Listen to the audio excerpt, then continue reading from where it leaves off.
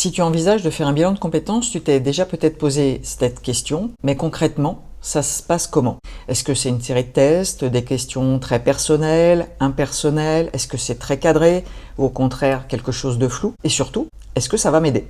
Bonjour, moi c'est Marie-Laure, cofondatrice de Gamberge, et aujourd'hui dans cette vidéo, je t'explique comment ça se passe chez nous, très concrètement, sans théorie, sans blabla, de manière très concrète pour que tu puisses te projeter. Déjà, première chose, un bilan de compétences, ce n'est pas une discussion improvisée, c'est quelque chose de cadré. Et ce cadre, contrairement à ce qu'on entend parfois, c'est une bonne chose. Ça garantit qu'on ne va pas être sur de la discussion improvisée, mais qu'on va structurer ton cheminement. Mais on a fait un choix chez Gamberge, on garde le cadre, mais on le simplifie, on le rend très accessible.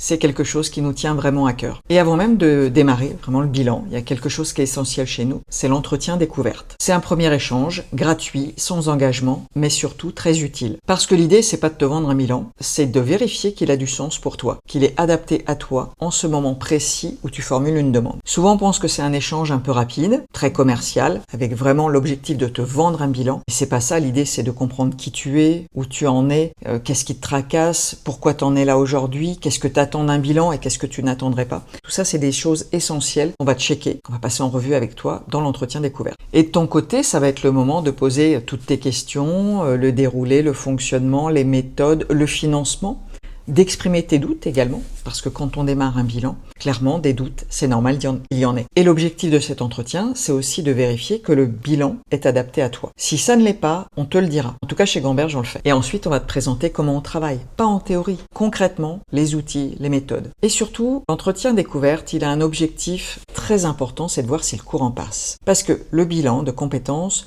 tu vas évoquer des choses assez personnelles, tu vas évoquer tes doutes, tu vas évoquer ton parcours. Donc, il faut te dire, oui, je peux le faire avec la personne avec laquelle je suis en train d'échanger. Si ça ne matche pas, le bilan aura du mal à fonctionner, il sera en tout cas moins puissant que ce qu'il pourrait avoir comme résultat autrement. Le feeling, le match, super important. Et une fois que cet échange est fait, si tout est OK des deux côtés, si le fonctionnement est clair, alors on peut démarrer le bilan sur des bases solides et avec une relation qui est déjà installée. Donc, si tu hésites à faire un bilan, la première chose, c'est de pas de vouloir tout checker tout seul, c'est de faire cet entretien découvert et de voir si avec la personne avec laquelle tu le fais, tu peux te projeter. Et c'est de faire cet entretien sans pression, juste pour y voir plus clair, il n'y a pas d'engagement.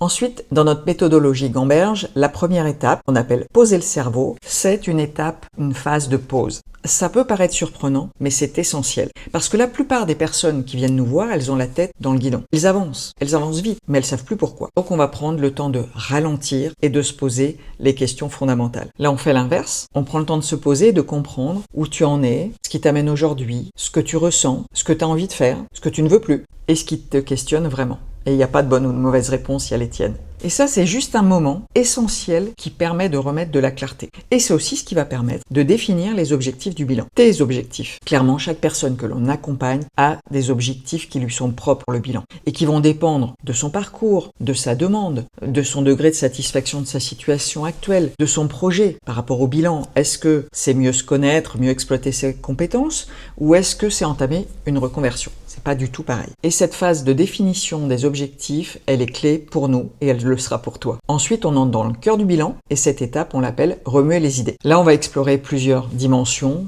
ton parcours, tes expériences, tes compétences, tes motivations, mais aussi, et c'est très important, ce que tu aimes faire vraiment, ce qui peut te passionner parfois, ce que tu veux, ce que tu ne veux plus, tes contraintes aussi. Pour ça, on utilise des outils, des échanges, des exercices, mais jamais de manière automatique. Ça dépend des objectifs qu'on a fixés précédemment. Ça dépend de qui tu es, de ce que tu veux, de là où tu en es et de là où tu veux aller. L'idée, tu le comprends, à travers de ce que je suis en train de t'expliquer, c'est pas de cocher des cases, c'est de comprendre ce qui est important pour toi et ce qui va faire sens pour toi. C'est donc de faire émerger ce qui est ta singularité. Et oui, ça peut un peu parfois bousculer, mais toujours dans un cadre sécurisé. On est là pour toi et on va être bienveillant et on va le faire à ton rythme. Et un point qui est important pour nous, dans notre vision du bilan de compétences, on ne reste pas dans l'introspection. C'est-à-dire qu'à un moment donné, on va construire quelque chose à partir de ce que tu as compris, de là où tu en es.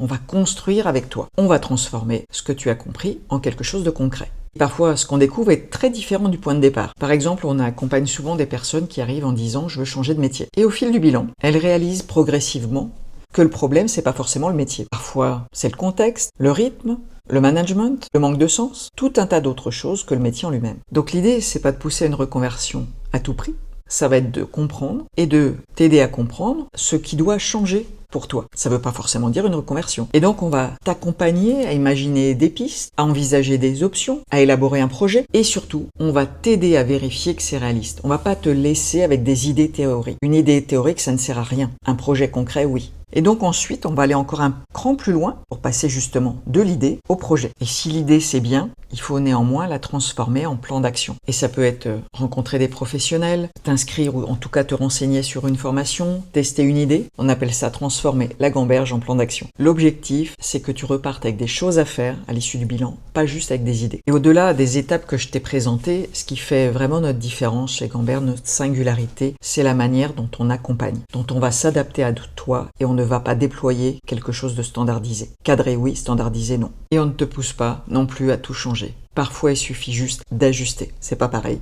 Et surtout on reste simple, pas de jargon, pas de discours compliqués, juste des échanges clairs et un accompagnement concret. Un bilan de compétences, c'est pas juste réfléchir à son travail, c'est un moment pour soi, pour faire le point, pour faire des choix plus alignés. Et déjà, le fait de te poser ces questions, de prendre le temps de réfléchir à ça, c'est une manière de gamberger et donc d'avancer. Si tu veux prendre rendez-vous pour un appel découverte, alors contacte-nous, n'hésite pas. Parce qu'un bilan, ça commence rarement par une décision, mais souvent par une discussion. Et en attendant de te lancer, prends soin de toi, vraiment.